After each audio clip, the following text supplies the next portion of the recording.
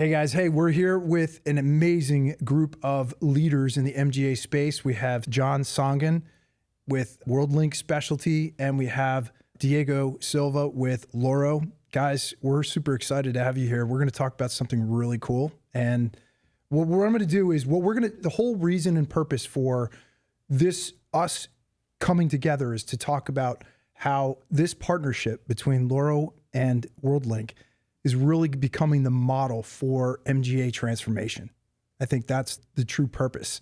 So what we want to do is we want to showcase how this partnership is really transforming the industry and the different things that the problems you guys are helping to solve, and really what the results and outcomes that you guys were able to create from this amazing partnership. So John, welcome. Diego, welcome. Thank you. Yeah, to be here. John, we'll start with you. Why are we here? Tell me the backstory of Worldlink and why we're here having this conversation today. Well, first of all, I'm really, really excited to be here. Obviously, this is a really cool experience, I think, for both of us. But I joined Worldlink a little over 2 years ago as president and chief underwriting officer. And my responsibility when I first joined was really to think about reimagining our business. Who do we want to be? What do we want to be? How do we want to best serve our clients?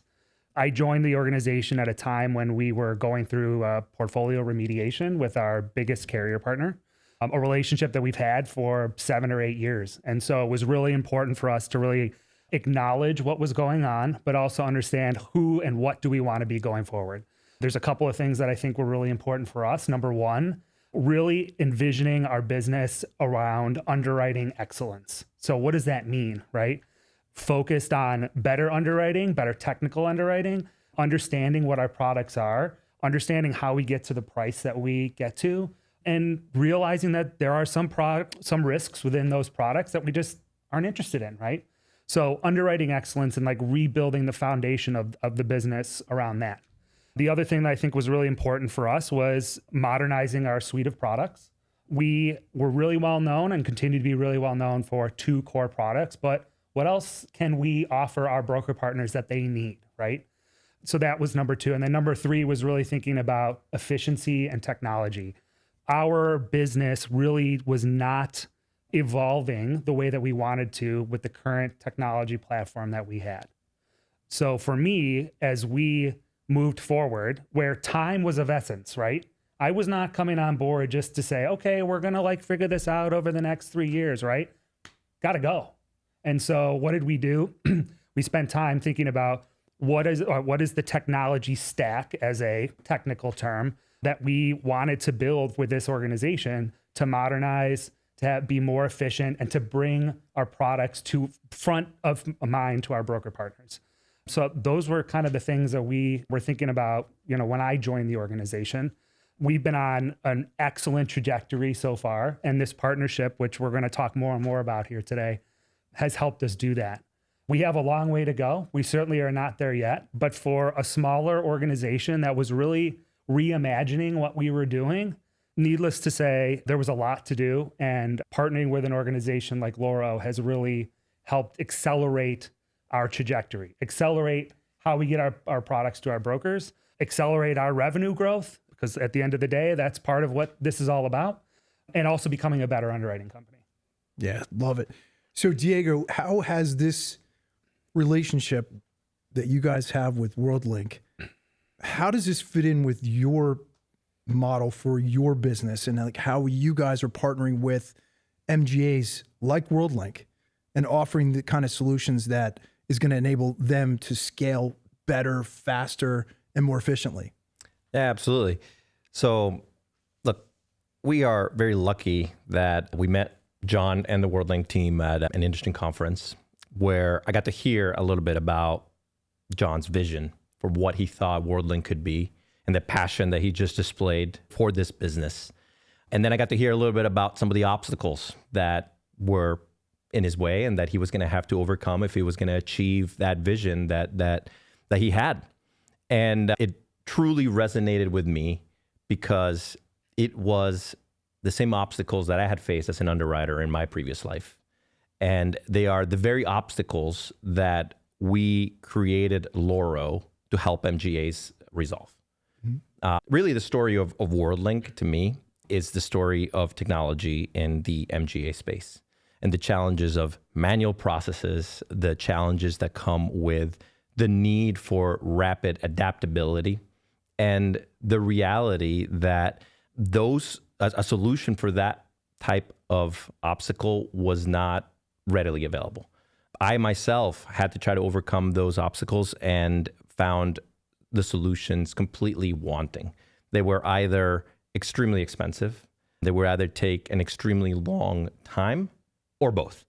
And I found that unacceptable. And really, that's why I created Loro with my co-founding team. And really, the relationship with Worldlink has been, for us, just the blueprint that we want to replicate with MGAs throughout specialty insurance, because we believe that we can take the success that John has achieved and helped other MGAs and in other kind of specialty lines achieve that same kind of success. I love that. So you said something interesting when we got together ahead of time, and you talked about the journey that you had with your co-founders in starting Loro. And I thought it was really cool how you told the story about, I think everything starts with solving a problem. Like, what is the problem we're solving? And that's how this intersection and this partnership really flourishes, because of the platform that Loro has created and built. So maybe you could dive a little deeper into what is the unique value proposition that Loro brings to the table for an MGA like Worldlink, and how did this evolve into what it is today? Like, talk a little bit about the platform, your value proposition, and what you guys have built to solve some of those challenges that you just mentioned. So I think a core founding principle of Loro is that it is business first. So that means we're going to have to look at what actually helps that growth, what helps you sell more policies, bind more premium, what delivers profitability with that premium you're bringing in through the door. And so number one for us in the specialty space, that means distribution.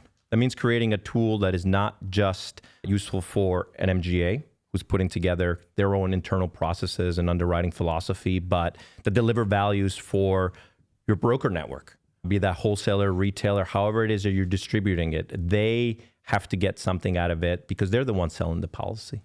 So we focused on that.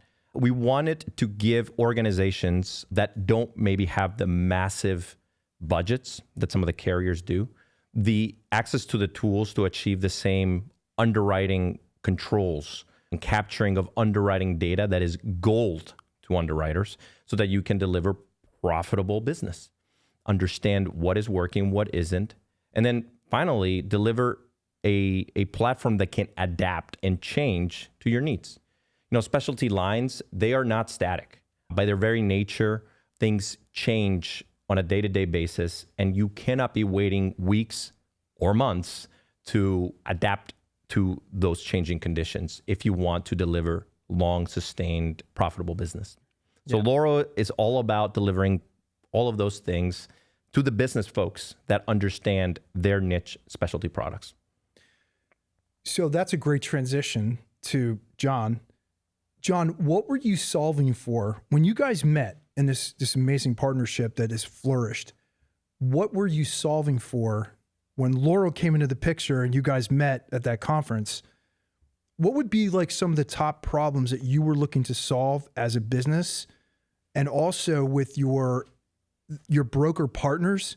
How has that kind of gone and trickled downstream to benefit your broker partners? Because obviously that's a big part of the distribution channel, and the MGA space is exploding. As we know, it's becoming a multi-billion-dollar industry because of that specialty focus. What were you looking to solve, and how has it then trickled down into your success? Yeah, so I would first start by us thinking internally, the inefficiencies of our underwriting process. And it's not just how we get to the price, but it's creating the quote document, creating the binder, creating the policy, and then the entire cycle of within that, right? So we had to think internally, where are our inefficiencies? So that's pain point number one. Pain point number two is the lack of our ability to access structured underwriting data. For MGAs who partner with carriers, data is king. Data is gold. They want to see where their capital is being invested and making sure that the data that we're giving them means something. And to be able to have that structured underwriting data really is helping us make better underwriting decisions. It's not only for our carrier partners, but also for our brokers. And then number 3, thinking externally, was the distribution. So how can we get the product to be able to be in front of more of our broker partners in a much more, and I already mentioned efficiency internally, but also externally, getting that product out to our broker partners in a much more efficient way. Not only for our broker partners to access the products internally themselves, but then offer a solution that they could deliver to the client without them actually having them access their own internal broker dashboard or broker system. So all 3 of those things, I think, were pain points and for things that we needed to solve and solve pretty quickly. And look, like we've had multiple conversations with lots of different organizations, but we really felt that Loro at the time and continues today help us deliver on those pain points and those inefficiencies. So let's dive a little deeper into the pain. So you've identified the problems and the challenges that Loro, this partnership, was looking to solve. What would have been, as you guys thought about it from a business perspective internally, what's the pain of not solving that problem? Like, what would have been the pain of, like, long-term of not solving that problem quickly? Look, I think the number 1 word that comes to mind right away is scale, right? How do we scale this business to become more efficient, but also to grow revenue, right? And so those things ultimately lead to us being able to scale the business better and faster. So that would be probably the main thing that I could say right off the bat would be how those pain points were solved. I would also argue it solves a pain point for our broker partners as well. Being able to access documentation quickly, being able to deliver solutions to their clients faster. Those things, I think, are just as important as it is for us to have a better view or vision of our entire underwriting cycle, right? So not only are we solving for ourselves, those pain points for ourselves, but we're really solving for our broker partners. As an example, we launched a product earlier this year that is very much transformational within its sector. It is definitely a higher volume product. So we see more policies, more submissions on a daily basis. At the time, or before we really engaged Loro, this was going to be a manual product for us, issuing on traditional Word documents and PDFs and things like that. There is no way that we would be able to just from a basic processing perspective, build that type of product without a digital solution that an organization like Loro can offer. So we've taken this higher volume product and we've turned it into something that was a speed to market, so we could get it to the market relatively quickly, but it also was very efficient for our brokers to go in, be able to quote, bind, and issue these policies in a straight through fashion. What did that ultimately do? It ultimately ended up turning in more submissions for us, which turned into more binders, which grew revenue.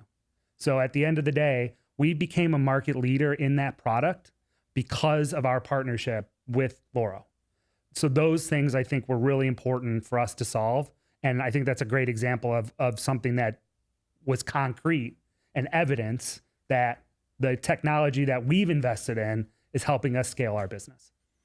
That's another great transition point. So Diego, I want to take a step back. When you guys first met, one of the unique things that you shared with me is how Loro takes the time to truly understand the product, the market, and going through that whole analysis of, okay, you have this product you want to create and develop and scale, get to market.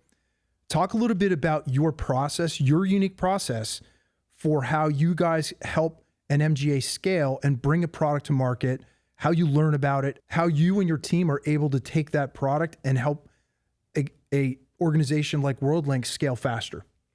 Yeah, look, we're quite fortunate in that pretty much our entire team comes from the world of insurance, former underwriters, brokers, and tech support on the insurance side.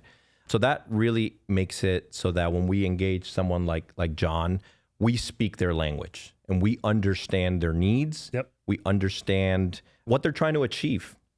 And so what we do is we take that goal that they have and help them the first go around, like training wheels. We help them set up that initial product. And while we're doing that, we are teaching them how to access the tools in the platform so that they can do it themselves. I don't know how to code, but I am the head of our implementation team and help MGAs like John get going with Loro. And that's because the tool that we've developed is not for developers. It is meant for an underwriter or a BA, someone who knows the business. And once they learn the tool, the way you would learn Microsoft Excel, you are able to go in there and without much, if any, technical support and set up another product, adapt the product you already created, change your questionnaires, your rates, your forms in a matter of hours or days without needing to engage any kind of custom development. And this is truly transformational because the reality is that until Loro came along, the process to make changes was incredibly painful. You go through all of this work to set up a product and a process, and then something comes along that creates a need for a change, and you've got to go back and do it all over again. And the financial and time investment, it is unsustainable when those changes can happen with significant frequency in the specialty market. So Loro really kind of gives you the power to adapt your business as you see fit.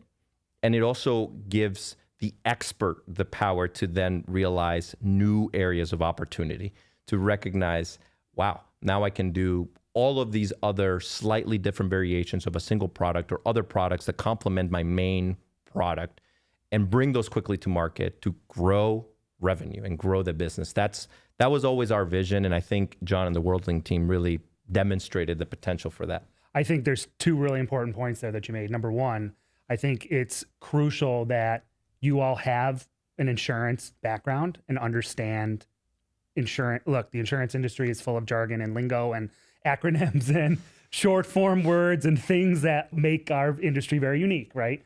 So the fact that you are speaking to your customers in a way that they can understand, but also utilizing more technical tech terms, I think is actually a differentiator for you.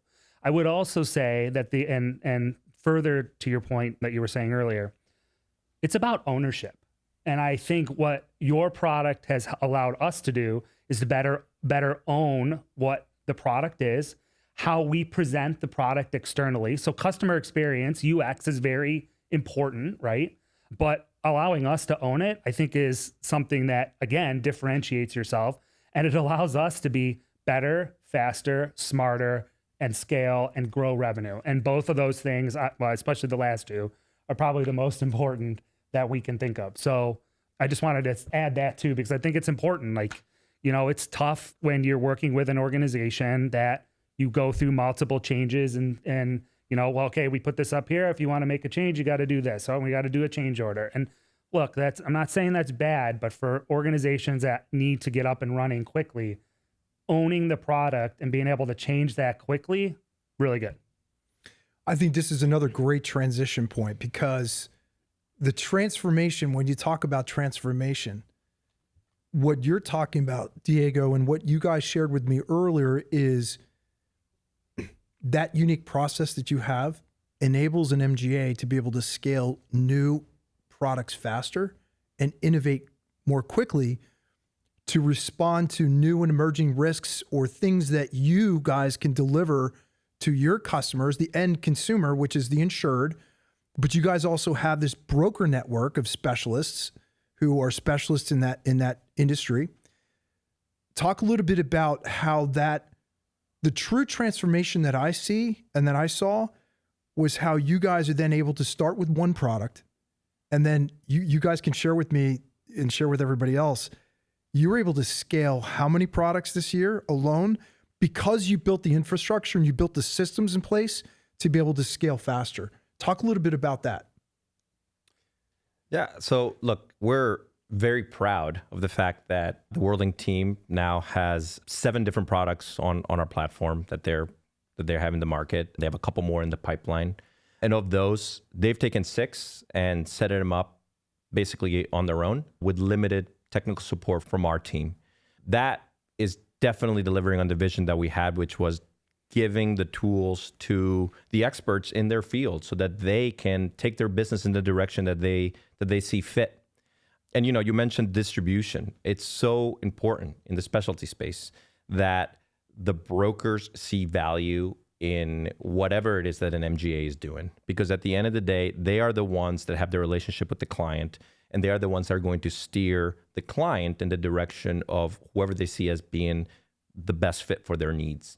And so if you are able to deliver value for them, which kind of Loro can do with the distribution chain that we've built to make it easy to add partners and give them the same experience of an underwriting workbench to quickly get a quote out.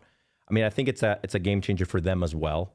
And it really helps grow the potential that you can deliver, because now the brokers aren't just thinking of this is something I have to include if my client asks me about it, but rather I can scale as well because I have an efficient way of doing it.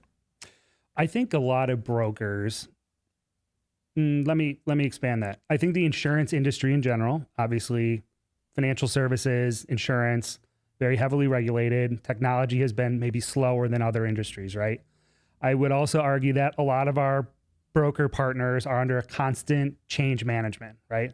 They're constantly dealing with new products, new internal systems, new carriers, new things to think about, right? So that value, that ability to bring something that's differentiating and different, to have them think about you again, right? That recurring sale, I think is really important for us. And the light bulb moments that I've seen from our broker partners when we take them through a demonstration. So we require all of our brokers to go through a bit of a demonstration to utilize our platform, not because we, don't think that they can't use it, but there is a teaching moment for them, right? When the light bulb goes off at the end of that conversation, that's when you know that you've delivered. But then you also have to be able to deliver the product, right? So it's kind of twofold. So I would argue that that's really built stronger relationships for us, and it's accelerated revenue faster than I think many people would think, particularly once they truly understand how the technology works. And it's not just another tool for them or another carrier offering them something that they have to go online and do themselves. It really is differentiating. One of the things I like what you said right there, John, is, how I'm understanding and interpreting what you just said is it enables you guys to also be in a position where you can constantly innovate in an industry which needs innovation. Mm-hmm. It needs innovation and new products. There's new and emerging risks that your broker partners are coming to you and saying, hey, John, we've identified this as a potential exposure with our customers. Do you guys have a product for that? And then that allows you to put new things in the pipeline to constantly be innovating and bringing more value to your customers. A perfect example of that is our expansion into professional liability for the aviation sector, a market that our broker partners were looking for, right? They did not see, or there were not a lot of carriers in the space, not only just within the aviation sector, but think broadly for professional liability or professional services.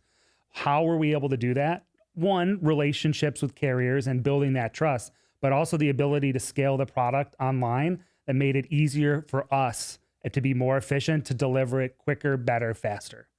That entrepreneurial spirit really gets at the heart of what we wanted to do with Loro. When I was on the other side of this relationship and I was an underwriter, I had that entrepreneurial bug. You can come back if you want. I had that entrepreneurial bug, which kind of makes sense having gone on and founded Loro, but it can be tough if you don't have the tools to deliver and bring an idea to fruition. You create more problems for yourself if you don't have the capacity to deal with the additional admin that you're gonna create with a new product. And so with Loro, what we wanted to do was really water the seeds of that entrepreneurial spirit, so that when you do have a light bulb moment and see a need in the market that needs filling, and you feel you have the solution to bring something that isn't there currently, you have the tools with which to actually grow it and make it into something new, big, and amazing. I think what's interesting, what my observation as I got to know both of you guys, is that in an industry where there's a lot of noise, there's a lot of noise in terms of the buzzword tech stack. I think the industry as a whole often gets confused about tech stack and what that means and really simplifying the model.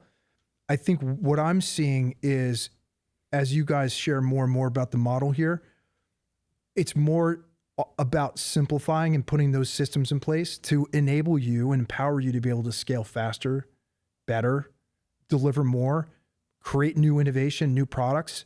Talk a little bit about the buzzword tech stack and what that really means and how you guys are actually simplifying that process for MGAs. Look, the tech stack at the end of the day is all of the different technologies that you need to use in order to achieve whatever it is that you're doing. In this case, getting a policy in front of an insured. And I do think that sometimes things get overly complicated. We lose the forest for the trees in some of the projects that I've seen when you're trying to do everything at once, when sometimes all you need is a way to quickly get a quote out there and make the broker's life easier. So Loro is about saying all of the things that you require in order to sell a policy: the document generation, the rating capabilities, the adaptability, the digital application. We want to make sure all of those are ready to go from day one in an easy and adaptable way so that you can make it yours and get selling. Speed to premium is the name of the game, because if you're waiting around months to try to get something done, I mean, you're really just digging a deeper hole that you have to get out of before you have any chance to succeed. John, I have a question for you on that. What is the value that this partnership has delivered, and going a little deeper on your broker partners? Because I love what you said. You said, we want to make our clients or our broker partners downstream. We want to make their lives easier. I've never actually heard an underwriter say that, but it's actually really cool. John, how has this enabled you guys to be more efficient at not only educating talk a little bit about the education piece, because I think it's really important. You guys are really looking for more specialty type of brokers who really understand the unique problems and challenges that their customers have, that you guys have a product that can help solve that problem. Talk a little bit about the dynamics there of how you guys then work with your broker partners downstream. I think there's a couple of things that we could kind of highlight. And I think number one, a lot of it is, how are you just differentiating yourself and remaining top of mind to your broker partners? MGAs have exploded in the last 10 years, right? Partially because of that need for specialization and that ability to understand what the client is, who they are, what their exposure is, or what you're trying to insure, and then having a solution that is a viable and bindable for your client. I think particularly a platform like this allows us to remain top of mind with our broker partners. I want to actually dive into something. This is really where I was getting at. This enables you guys to be more focused on your core business of business development.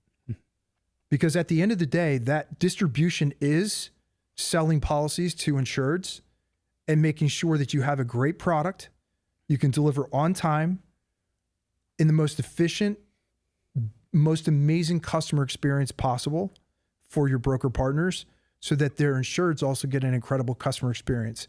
So I want you to talk about how the impact of having a partner like Loro has enabled you guys to focus on business development and growing and developing your broker partners. I think there's a couple of things that are important with regard to that. Number one, remaining top of mind is crucial in a time where our broker partners are inundated with noise, inundated by our competition, inundated with different suites and different types of products. How do you remain top of mind? Also, I would argue that our ability to be more efficient with the way that we operate allows us to be more in front of our brokers than we may have ever been before. Again, in a time where being in front of them really matters.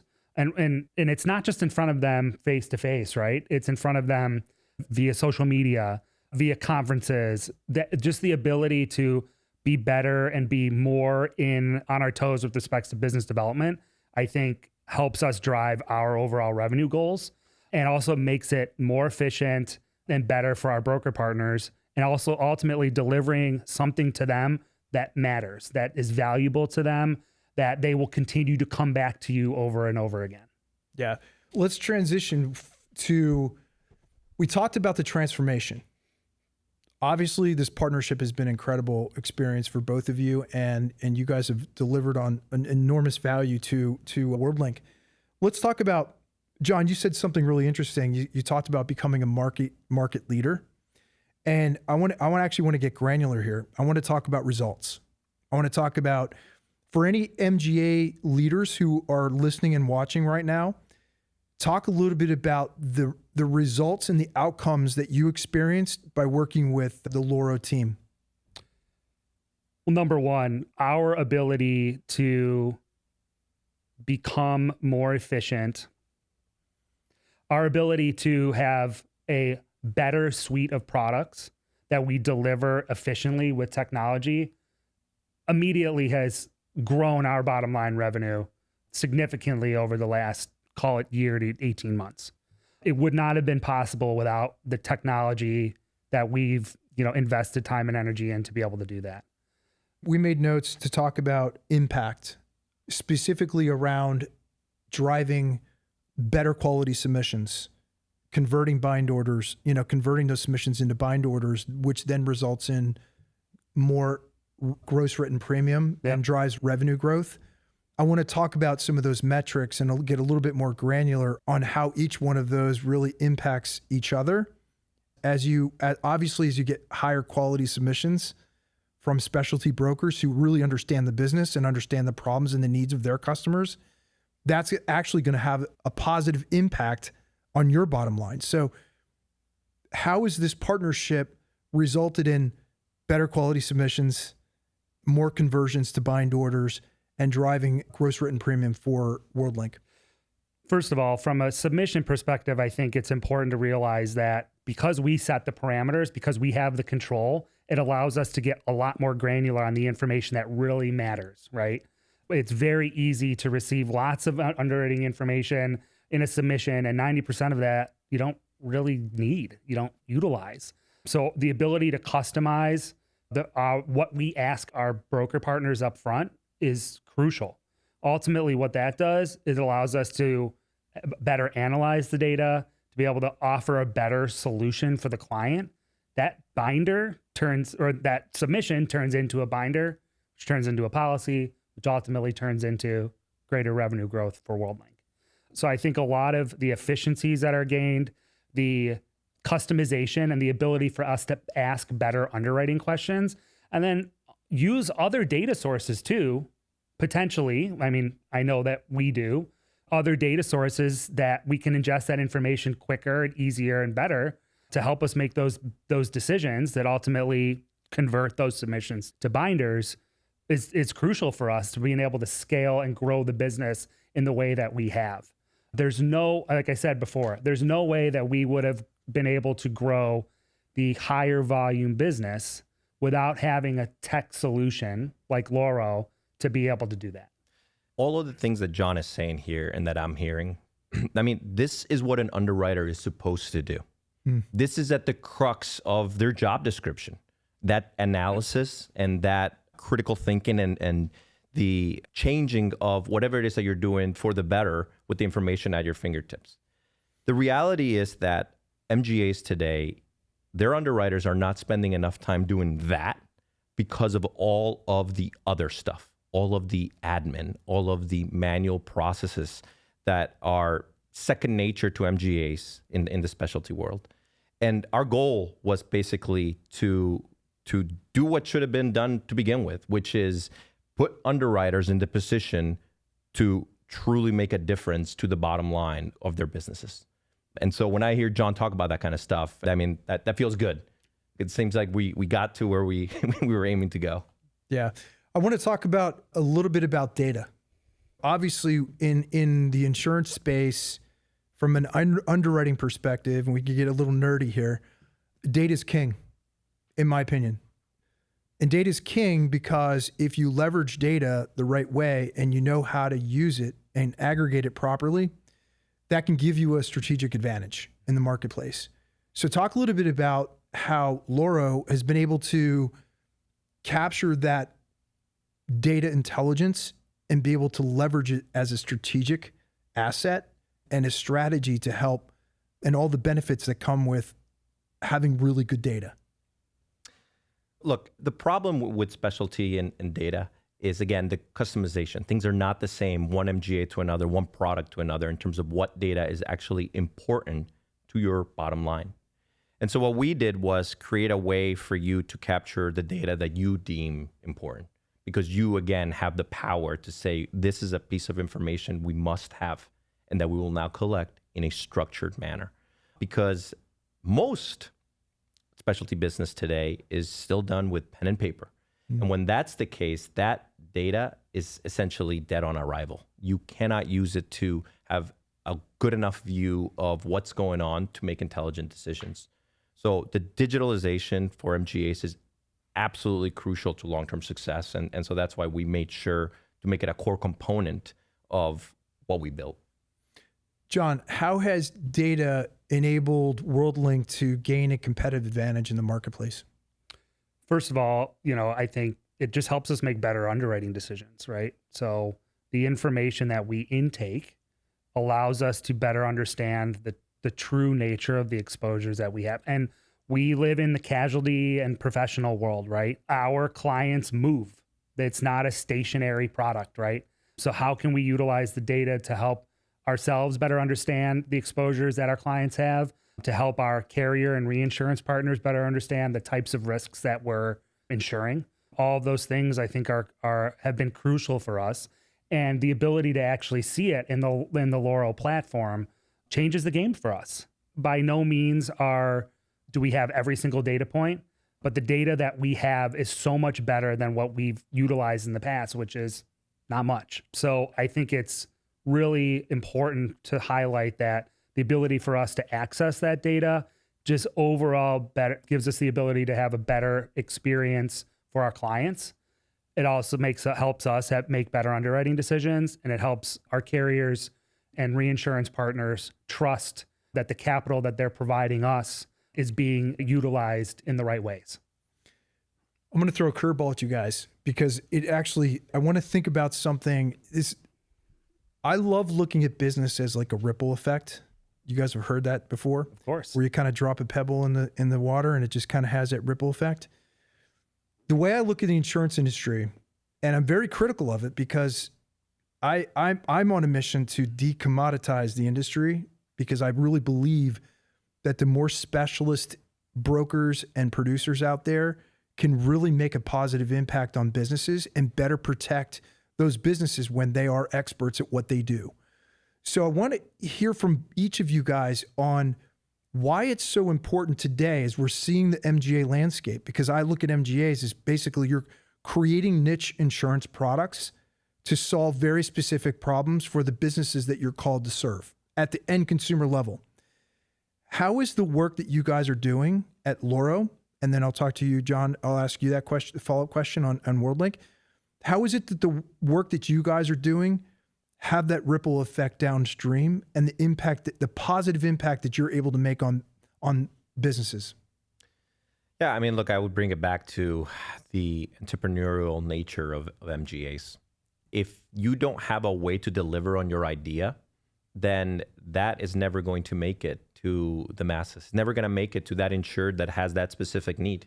Maybe doesn't even know that they have this exposure. By making it easy and making it a fast path to delivering a new product and getting premium in the door, it really changes the way you look at new lines of business and at kind of new ideas on exposures to cover. And I think at a higher level as well, as these MGAs talk with their capacity providers, it changes the conversation as well. Because whenever you talk about new ideas, something that maybe doesn't have a number of years of this is a profitable line of business that we can write, it takes convincing for these carriers to commit their capital. And so being able to say, right, you won't have to wait months and months or years before you're going to start seeing a return on that investment. That is a very powerful message that, again, changes the math on how your business can interact. I love that. So, John, my question for you, because you're in a different situation, you're kind of like that middle ground between the technology, the innovation, the creating new products that solve specific problems for the end user, the insured. But then you have this broker network and partnerships in place. The way I teach producers and brokers is you are in the single most important position to protect businesses' profits. You are literally in the business of helping to put that fortress, that moat around the businesses that you serve as a broker. How do you guys look at that when you create a product that solves a very specific problem that's maybe going to protect that family business that's been in business for the last 40 years, and that product that you have helps protect them and keep them in business? Talk about that impact that you guys think about, other than bottom line, profits, revenue growth, and all that stuff. Talk about the more of the impact part of what you guys do every day. Number one, just because you utilize a digital platform to trade your products online does not mean your products are commoditized. I think that's really important. I actually think, to what you kind of just asked, it allows you to expand the ability for your broker partners to provide a solution to help protect businesses. I would argue that gives them the solution to solve those problems and to solve that potential gap in coverage that an organization might have, to protect their business, to protect their bottom line. So I would say that's probably something that it is something that we think about all the time. How do we provide products that help our broker partners protect their clients? I love that. So we've talked about transformation and the story here. We talked about impact and outcomes. And let's now take a step back, or think about, I want you guys to imagine this partnership 3 years from today. What does that look like? What do we see if we were looking in our crystal balls right now? And I'll allow you to go first, John. What's the next phase or iteration of this partnership? What does it look like for you guys?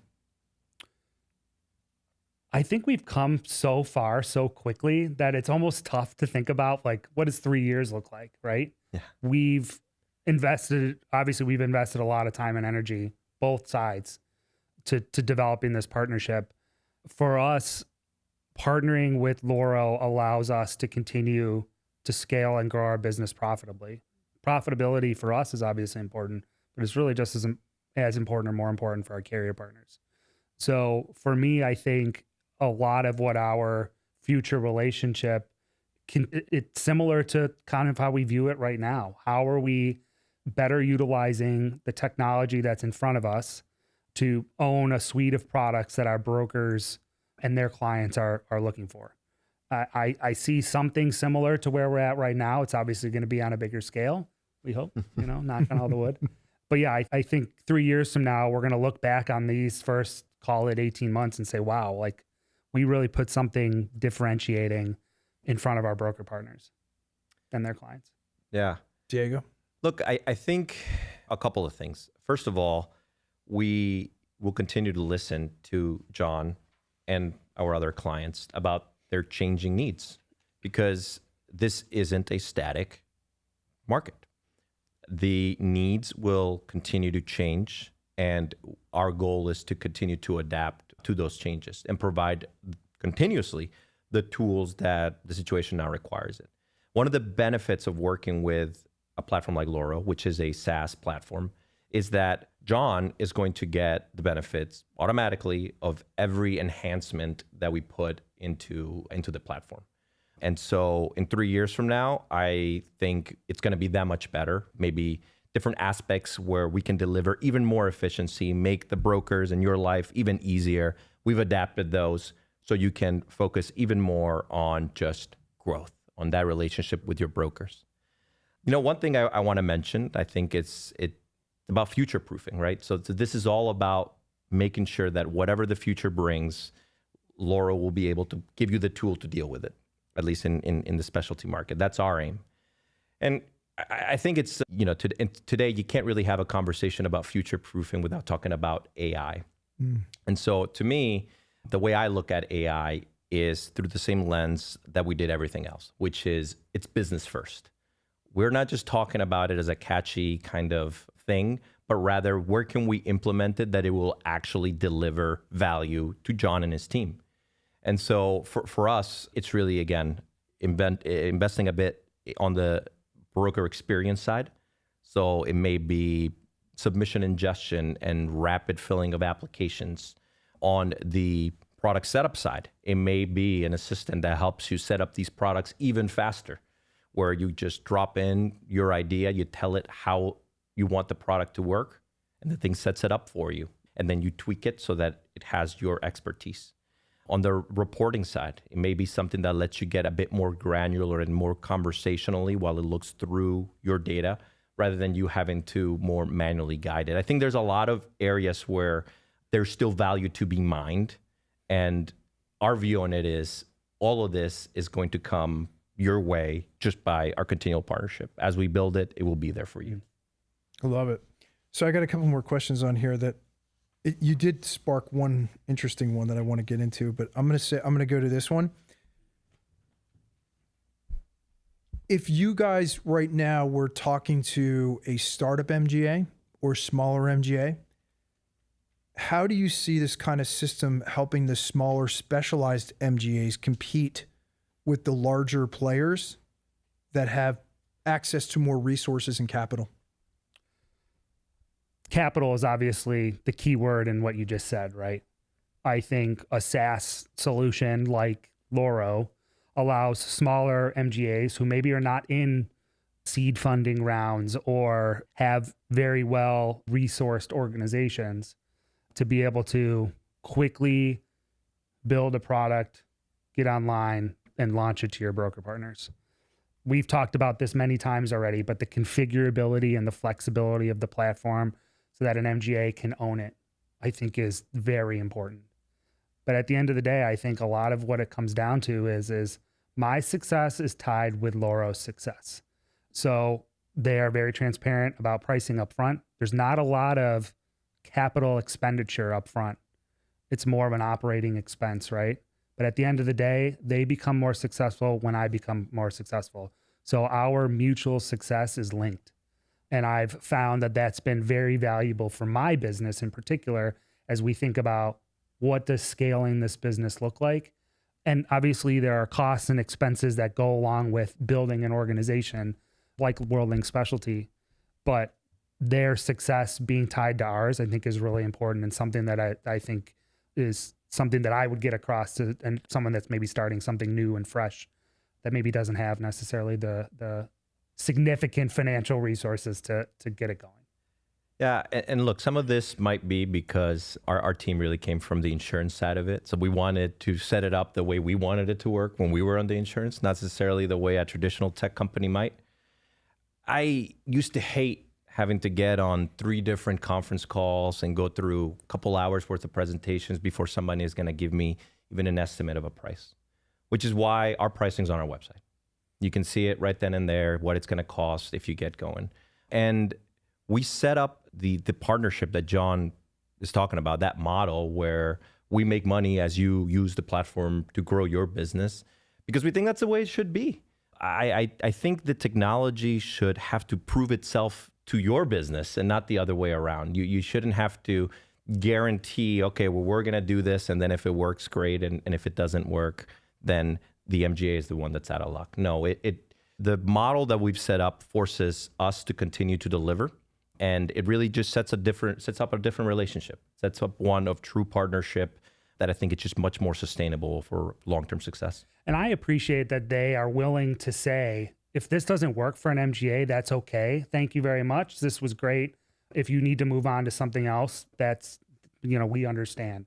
I think them being as transparent about that actually is a value to them. Now, I'm not saying that's what's happening with us, but there might be other organizations that it just doesn't work for them, right? They have to make their own decisions. everybody has an opinion about what their technology or their policy admin system needs to look like for them. But there are definitely ways, and they are very transparent in the way that they communicate. If it doesn't work for you, that's okay. But I think what they're finding is that their technology is working for their partners. We've been quite lucky. Much like John, our partners are continuously adding more products, not less. And we pretty much like to make it so we remove all of the objections and say, try it. If it works, then keep doing it. If it doesn't work, it's a minimal investment to see what this technology can deliver for you. And I think it's a message that definitely resonates with the smaller players that don't have those kind of massive resources to potentially light on fire if it's not a right fit. I feel like it's almost like you're able to get to market faster and easier than ever before with the Loro platform. Would you agree with that? 100%. The speed to premium is front and center for us. And then the business has to deliver for you before there's going to be any kind of significant investment on your end. And that's the way it should be. At least that's my opinion. How much time we got? We're good on time, right? Okay. John, I actually want to ask you this question, and Diego, you as well, from a different perspective. But I work with a lot of MGAs. I work with a lot of brokers on the retail side at helping to bridge that gap between education, marketing, content, sales enablement. What would you say, John, is one of the number one reasons why I often hear so many MGAs are struggling to grow and scale fast? I have my theories about that, but I'd love to hear your perspective on why it's so challenging for some of the startups. Is it a lack of sales and marketing skill? Is it more because a lot of MGA, what I've noticed is a lot of MGA founders have an underwriting background, very much on the insurance side, but maybe not so much on the distribution side. And what I mean by distribution is the retail partnership side, where you're building out your network of really high quality specialty partners. What would you say would be one of the greatest challenges that you feel is preventing MGAs from growing and scaling as fast as they could? Distribution, 100%, right? Now, MGAs are started because of the relationships that an underwriter or a founder might have in the market. But I think you have to really think about how the products are distributed to whom. You might start a business, you might start an MGA where you might have one thought about how you distribute the product, and what you realize is you might actually have 3 or 4 really good avenues to distribute said product, and not exploring those just because you're used to doing something one way. To me, I don't think that does anybody a service, and I don't think you're actually going to scale the business in that way, right? In the way that I think a lot of people who come to the MGA sector to explore that entrepreneurial spirit end up not being able to do. Being a little bit more, having a different view and thought around distribution, I think is probably one of the biggest hurdles for MGAs starting in the business. I've noticed one thing that I have observed, and Diego, maybe you can answer this question or have some thoughts on this, is that a lot of MGAs spend the time and a lot of capital in the beginning building out the tech and the infrastructure and making sure that we have the most efficient way and the speed, and like they really, really focus on the internal side of building out those systems at the expense often of distribution. And is it because of a lack of experience in understanding the retail space and how to truly scale that? Or is it the fact that they're investing so much time, money, and energy on actually building the infrastructure to launch an MGA? Is it the chicken or the egg, or which? Because I believe obviously distribution's king, because if you don't have prospects to call on, if you don't have problems to help to solve, like out in the field and hand-to-hand combat, then all that tech, all that infrastructure is basically worthless, or it's wasted. Yeah, we like to say policies aren't actually sold on a system, which is a funny thing to say as a company that sells an insurance platform. But I certainly think that the way you're going to be successful in the specialty market is with the brokers, making them successful and investing on that side of the operation. And yes, there can be almost over planning and overbuilding of your internal resource. It can be really, really cool technology that lets you do all kinds of fun things with the data and what have you. But at the end of the day, if you're not able to get premium in the door, you're not going to be around long enough to realize whatever it is that you've built. And I think new founders for MGAs are also finding they have a lot of balls to juggle. There's a lot of different aspects to the business that go beyond just a great product with a really good thesis for your underwriting methodology. There's a lot more that goes beyond it. And I find that what you need to do is have the technology take things off your plate, not be something that's occupying 80% of your plate in trying to resolve, because you need more time to dedicate to the things that will grow. And usually that's going to be relationships with your broker partners. Those are, again, the people that have access to the actual insured that's going to make the decision to buy this product. And if you don't invest the time to educate them about the need for whatever it is that you're offering and why it's crucial for their clients, it's not going to get to the end user. And then you're not going to sell a policy, and the fanciest system in the world isn't going to help you. So I guess my advice would be get that product into the market and start educating people about it. Start selling it, because you can keep building and innovating as you actually bring in premium. Yeah, I really believe that the future of our industry is really, there's a large piece of this, I think, has to do with education. With education of products, because if you're not educated on products and you're not really sure how to articulate to the end consumer the problems that product can help to solve and transferring that risk, I think this industry would do a much better job at creating really high value content that is educational, because I really believe the industry is all about education. I'm not a big believer in, like, you're selling, you're checking that box and you're just peddling policies. I really believe that there's an educational element to it to help insureds understand what it is that they're buying. How important, John, is it for you, that education piece to your broker partners so that they understand how to sell and position your products? So I think the ability for us to solidify the technology from just a policy administration allows us to be better at education, at business development, at explaining what we do and our products to our broker partners.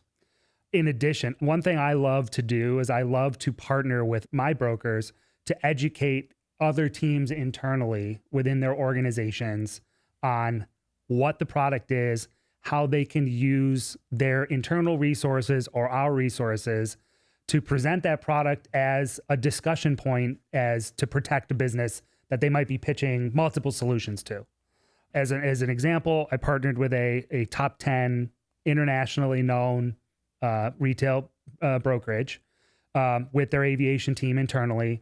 And we discussed one of our core casualty products to multiple different industry verticals within the organization. Why did we pick those 2 or 3 industry verticals? Because our product provides a direct protection for those industry verticals within that organization. So a private client, a construction, manufacturing. So by having the ability to be more sales oriented, that ultimately drives our growth and scales our business, with the foundation of the technology that we've implemented to help us deliver on those solutions and on those promises that we're giving to our broker partners. Yeah, look, I see my job as freeing John up so that he can go and have these conversations. And actually sell the products, right? Exactly, yeah. Exactly. Like, my job is to help him have the time to go and have these relationships, have these conversations, and also to be there now when these guys come and want to buy what he's been selling them, because it's such a great product, and making sure that the technology is there to support the scaling, because now we're talking not 1, but 100 policies. And it helps my team too, because, and we discussed this a little bit earlier, it's not just a policy admin system and dealing with the efficiencies of that within my organization. I deal with how to better manage my accounting function. How am I delivering better data and analytics to my carrier partners? I have to make sure that legal and compliance is in order, right? There's other pieces within the organization, but for the foundation of the business, which is delivering the products to our broker partners faster and more efficient and better, having that technology like Loro settled allows me to do those other things to help the business grow outside of just, all the things that are required to run this business. And business development and sales is just as much a part of that as is dealing with how I get an invoice to my broker partners. Exactly. Really, the way I look at it, John, is it enables you to spend the time with those deep, meaningful relationships with your broker partners and helping to transform them from an insurance salesman into a true trusted advisor. Trusted advisor, that's right. Yeah. Who then can articulate their value proposition to their customers and be able to, obviously, I call it salesmanship. Mm-hmm. Salesmanship is education. People don't want to be sold to, they want to buy. And I think what all the things you're talking about is all about those relationships. And that's why this relationship works so well too, is it's built on that mutual trust. You guys are trusted advisors to Worldlink. You guys are obviously trusted advisors to your broker partners. And that you can see how that goes downstream. And that to me is the big impact. That's the big impact point. Shifting gears for a second I have another kind of thought about this, is how has AI and innovation, where do you guys see the intersection between AI and innovation and relationships? And where I'm going with this is I wrote a piece of content recently, a post on LinkedIn talking about the art of relationships and how we don't want to lose that skill set. Being as technology has made such an impact on our world and it's constantly changing and evolving, how do you guys see the relationship piece and technology converging where we're not going to lose that human touch, that those deep, meaningful relationships where we can get together and grab coffee and we can talk about strategy and business and how we're going to make an impact on the world and that we live in. Talk a little bit about that intersection between technology and the human touch and the relationships. I think technology is just a tool to drive better relationships, right? There is no doubt that AI and there's no doubt that AI will ultimately create some streamlined paths for insurance purchasing for certain types of products. But I would argue, particularly in the specialty space, the relationship never goes away. But the technology that we utilize helps us make better decisions. It helps our partners better sell our products and ultimately provides better protection for their clients, right? So I am a true believer that the technology will drive innovation, but it won't replace humans. And I think that's really important, especially in specialty space, right? The aviation sector is small, it's niche, it's unique, it's a mindset that not a lot of people understand. A lot of us are educated in aviation and kind of came into the insurance world. And some of that has changed over the last 10 years. But tech, in my opinion, helps. It doesn't replace. Yeah, I think that's spot on. The AI revolution will take away pain points and things that we don't want to waste time on. It's to enhance your ability to do your job. Mm-hmm. That is what it's all about. And I do think it's important for organizations to deploy AI in that way, in the areas where it's truly going to be reducing a burden and freeing up your people to do what it is that they do best and what it is that you need them to do. So much like Loro at its foundation was about giving the underwriter the ability to do what they're supposed to be doing, we look at AI the same way. We need to deploy it to free up this underwriter to be able to go and have these relationships, grow their relationships, and to educate in a way that realistically AI is not going to be able to replace. But technology also has to help my team produce better results as well, right? Mm-hmm. So it's something that is a tool that helps my underwriters and the other people in my organization who are actually out selling. It helps them make better decisions. Maybe we don't necessarily, I say maybe my organization, just organizations in general, aren't necessarily scaling with more and more people, but we use technology as a tool to make better decisions with the underwriting team and the sales teams that we have now. Love it. Yeah. We may have answered this question already, but it's okay. I want to get as much content as we can on this. What advice would you give to other MGA leaders who are trying to modernize their systems or grow their distribution? Can I start with this one? Please. Yeah. So I think there's a couple of things that are, in my view, are really important. Number one, I think it's important to solicit opinions and have conversations with other leaders in the space. But ultimately, you have to decide what really is what you need up front now versus what a larger plan might look like over the course of multiple years. So that would be number one. I think building a technology stack, we've kind of talked about that a little bit today, is kind of like building a leadership team. I don't necessarily think you need to have a modular or an all-in-one solution. You can build a technology solution for your organization of multiple pieces that bring the best to that team that ultimately creates a better organization, right? And then I would say you also have to think that, particularly in the beginning, manual processes will exist, and that's okay. Because over time, you will find the technology that you need that may replace it, that may optimize it, that may accelerate it, but ultimately it can replace those manual processes. But you can't be afraid that you're going to probably have a few of them up front.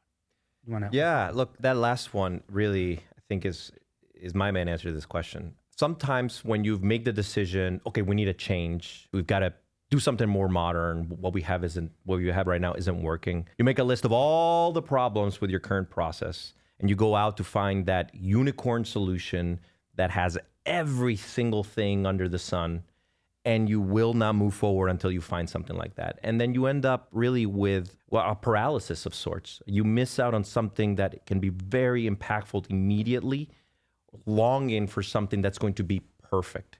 So I would say, look at your current process. And if a solution presents an improvement on 85% of that, get that 85% done now and reap that win, and then work on that final 15% after you've done that. If you wait for the perfect solution, you're going to end up doing nothing for a very long time and wondering where the time all went. There are easy wins in the specialty space today and massive improvements that can be made because it's honestly lagged behind technologically. And so take the easy wins, get those under your belt, and then grow towards a complete kind of dream scenario after that. I think that's hard for business leaders to really agree to, or like think that I think it's hard for business leaders to accept that, right? Yeah. Because at the end of the day, we have so many things going on. Running an MGA is not just creating a policy admin system, right? There's so many moving parts that go along with it. To find that all-in-one solution, it's just super easy. Okay, I've unloaded all sorts of things off my plate. Now I can go out and do the things that really matter, which obviously sales and business development, revenue generation, all of that is really important.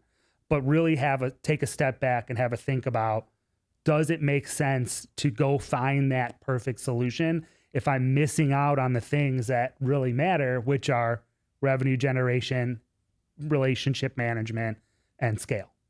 Yeah. I have two more questions. We're going to be landing the plane here. No pun intended. We're going to be landing the plane here. We love an aviation analogy in this business. So I want to ask both of you the future, the MGA of the future.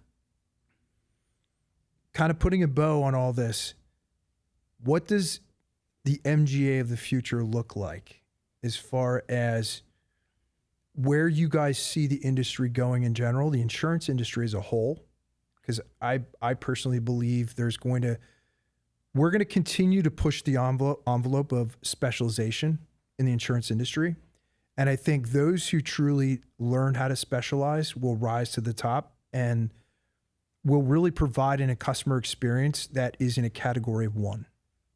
I really believe that we're going to have an army of specialist producers who are out there really solving problems and helping customers at a deeper level. That's where I think the industry is going. And it also why you've seen the MGA space grow so fast is because there's these new and emerging risks. There's the impact of specialization. And that has really fueled that specific industry and market in general. What do you guys see as the one, if you were to pick one thing right now, what would it be as the number one success factor for the MGA of the future? If they're thinking about a year from now, 3 years from now, 5 years from now, what is the one thing they should focus on the most? So look, to me, it's clearly going to be an educated distribution network. You're absolutely right that as technology continues to move forward at an incredible rate, it's going to be easier to bring new and different products to market more and more quickly, which will be fantastic because you're talking about kind of covering risks at a more unique level. But as you kind of have this inundation of options and products and things that have never been seen before, reaching out to the distribution partner and making sure that they understand why this new product that you've come up with is necessary and crucial for the client, that is going to become the name of the game. You'll be able to get products out there faster, but then you've got to be able to get out and educate both the insured and the broker on why that product is absolutely crucial. John?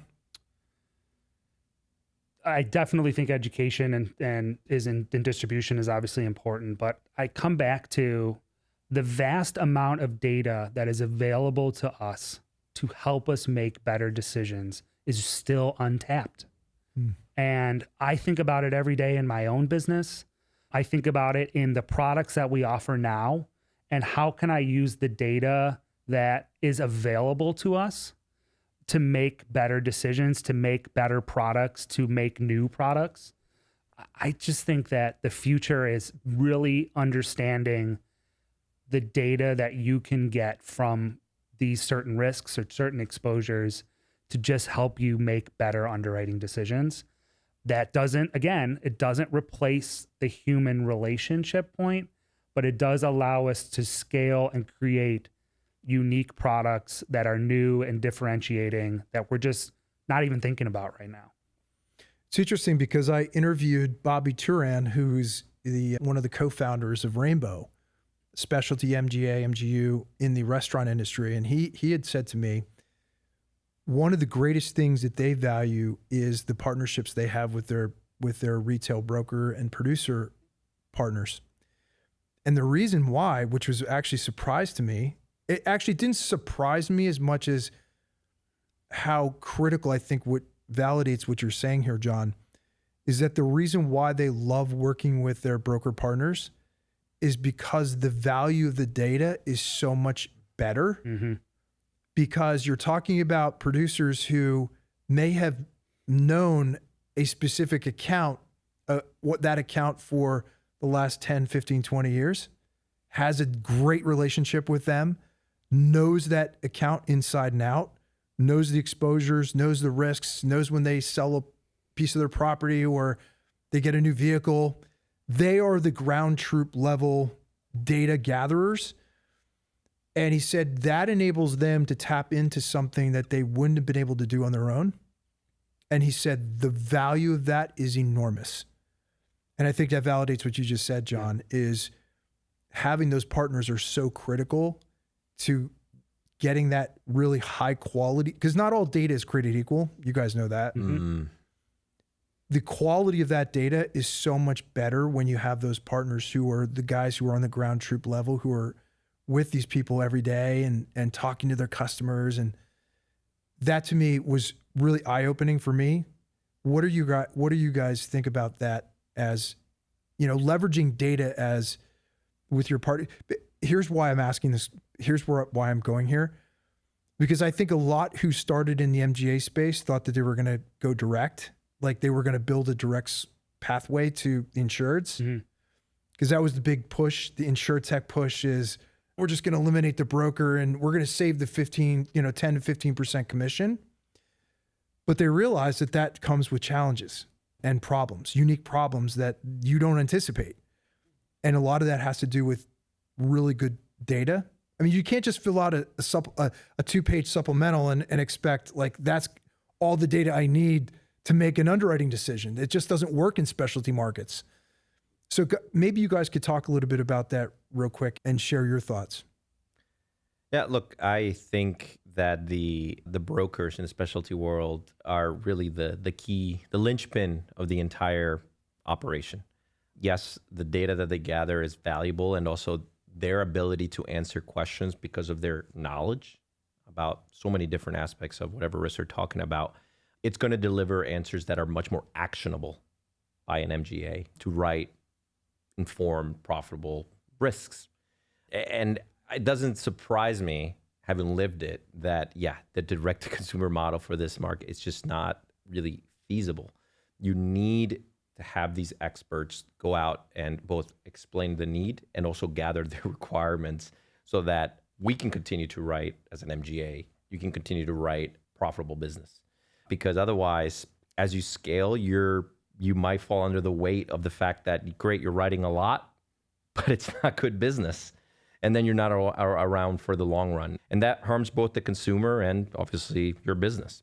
So I would agree 100%. They're the linchpin, and I don't think that's going to change anytime soon. John? Yep, ditto. No, agreed. Like I think the relationships with our key trading partners, as those continue to evolve, as they deepen, allows us to access the data necessary to be able to enhance our products, to be able to offer a different solution, to be able to continue to build relationships with reinsurance partners, to attract capital to the business. I think all of those things are things that we are thinking about as an industry going forward. But it still revolves around how the specialty MGAs are, in particular, are managing their distribution and the relationships that they've built. I agree. I think the relationship with the carrier or with the retail agent or the wholesaler is really important. I have one final question for both of you. And it's one that you weren't prepared for, okay, but I prepared for it. All right. I always like to close these kinds of conversations. I look at this as kind of like a fireside chat that we're having, but telling a great story. And obviously this has been an amazing experience for both of you and a great partnership. I'm gonna start with you, John. And this is more of a spiritual feel-good question. It's my legacy question. I want you to imagine for a minute that you've finished your career and you're just kind of sitting back in your retirement chair. Maybe you're on a beach, maybe you're sipping a margarita. I don't know what that looks like. But you're looking back on your career. What do you want people to remember John by? Like, what do you want your legacy to be? Oh, that's a tough question. I want people to remember me as someone that really focused on putting their customer first, someone who was honest and had integrity, but also built great businesses. I value the relationships that I have built within this business, and I want to be remembered for that. It's a really challenging business. It's also an extremely fun business. I'm a millennial. I never expected to be in the insurance business. I thought I was going to be flying airplanes, but I found something that will probably be something that I retire in. So I want to be known as someone that led with integrity, was a good business person, grew businesses to be successful. And sometimes you fail. But those are the things I think that I would want to be remembered for. I would also like to do them on a sailboat. So margarita on a sailboat, that sounds pretty good. Diego? You know, it's definitely a hard question to be unprepared for. But, you know, when I leave the working world, so to speak, what I want people to say about me is, you know, that's someone who did business the right way. And by that, I mean, it's really the foundation of what we try to do, the true partnership. Like, I don't want to have a business be successful because it worked for me, but not for the people I'm working with. Even for it to be mediocre for the people that I'm working with. I want it to be something that delivered tangible value for the people that chose to work with me. I want to have those people be thankful that they made the decision to work with one of my businesses. It's tough, but I think it really drives the way that we try to build our business. And I think that's the best legacy you can leave, to have people look back and say, man, that was a great person to work with. I wish everyone was like that. Love it. It's my favorite question. I ask you for a reason. I make sure not to prep you in advance for when I ask it, because I want it to be natural. I want it to just be you and authentic. So guys, great time together here today. I felt like this was just one of those old school fireside chats where we're just kind of sitting together, having a beer or a drink and just kind of chatting about business and life and all these great things. What I love the most is the partnership aspect to this. And this has been a fun experience for me as well. So John, how can people find out more about you and Worldlink? If they're interested in reaching out to you, what's the best way for people to reach you? Worldlink Specialty, we're an aviation MGA based in Chicago. You can find out more about us at worldlinkspecialty.com. Follow us on LinkedIn. We're going to be launching some other social media content on other avenues here shortly. But yeah, worldlinkspecialty.com, particularly for brokers that are interested in working with us. We specialize in working with retail and wholesale brokers in the aviation sector, but we certainly are open to new relationships as well. So yeah, thank you. Awesome. Diego? Yeah, and look, and if you're in the specialty insurance space and want to learn a little bit more about how we can help you launch new wonderful products, you can find us on our website, loro.io. Feel free to reach out to me with any questions, diego@loro.io. Awesome. Guys, this has been an incredible experience. You guys are both first class, world-class operations, but two first-class people. And Diego, based on what you just said, like the answer that I would say to you, I've known you for a very short period of time, but I can say that that's somebody who I'm really proud to know and to potentially, obviously our partnership here. But yeah, you guys have both made a positive impact on me already, so I appreciate that. Love it. Yeah. Thank you for leading us. Yeah, that's what it's all about. It's all about relationships. Yep. That's right.